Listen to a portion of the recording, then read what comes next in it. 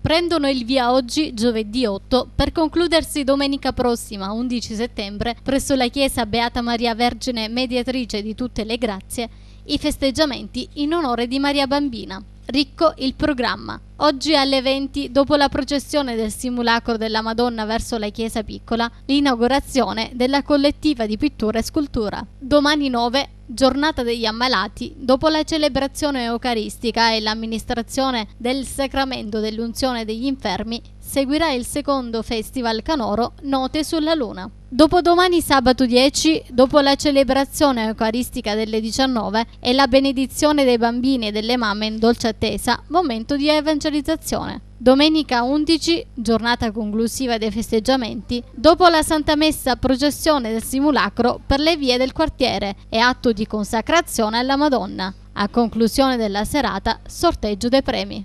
Ed in merito ai festeggiamenti, il dirigente comunale del 7° Dipartimento, comandante Gaetano Raia, dispone il seguente piano traffico per i giorni 8, 9, 10 e 11 dalle ore 18 fino a fine manifestazione, che prevede il divieto di sosta con rimozione nello spazio antistante la chiesa Beata Maria Vergine delle Grazie, la chiusura al traffico veicolare della via De Gasperi, da angolo via Italia ad angolo via Sardegna, mentre domenica 11 settembre, a partire dalle ore 18 a fine processione, è istituito il divieto in via Ferri.